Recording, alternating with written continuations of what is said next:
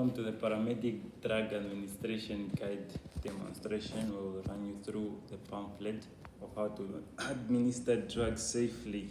What's important is to have the right patient, right drug, right route, right time, and the right dose.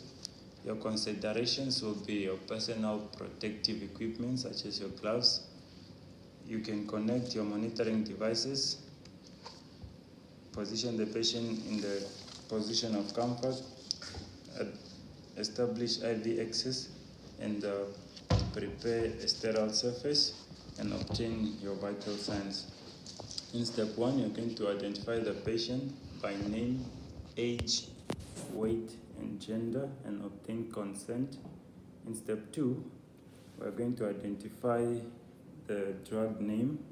We are going to use ketamine. Indication will be for analgesia, and you can also consider the precautions and the contraindications as per your protocol guideline. Step 3, you are going to look at its packaging, the dose, and its calculations. We have a 200 milligram per 20 ml vial of ketamine. We are going to use 0.5 milligrams per kg. We are going to check its integrity, expiry date, make sure that the ampule is not broken, and then you're going to administer as per your protocol guideline or as per the doctor instructions.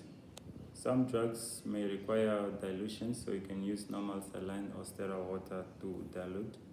And to get our bolus administration volume, we're going to use the number 1 formula, which says dose required over dose in stock times your volume to get the dose that you can give to the patient. We also have a table for the unit conversions from kgs to milligrams and vice versa. Step 4 is our administration techniques such as inhalation, sublingual, intramuscular, rectally, orally, but for ketamine you're going to give IVI.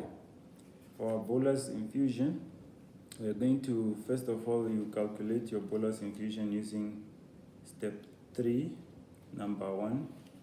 And then you're going to check for the right drug, confirm it's the right drug, the route, and the rate. And then you prepare the drug in an aseptic technique.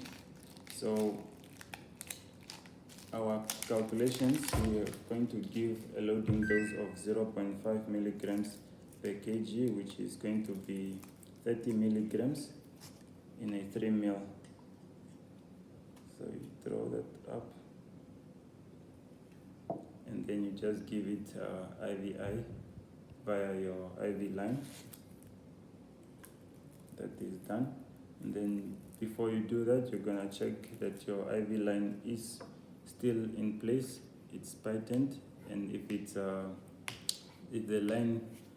there's using an example of a 60 kg patient, you're going to draw up 60 milligrams, which is 6 ml of ketamine, which will be followed by diluting it with 54 ml of normal saline or water for injection. So we'll just fill that up with water for injection until 60.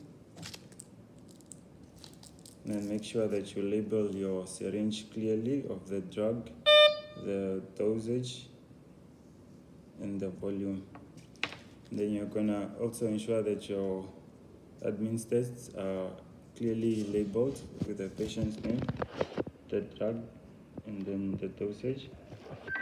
You're gonna connect your administered onto your syringe, and then you can insert that into your syringe drive.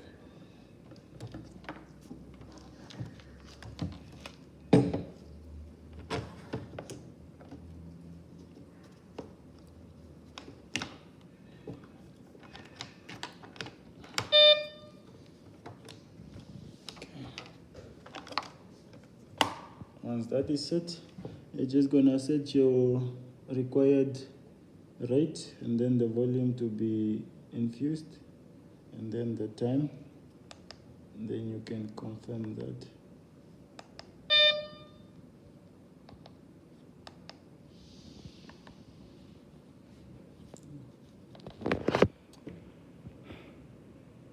Once that is confirmed, you're then gonna flush your line just to make sure that there is no bubbles in the system.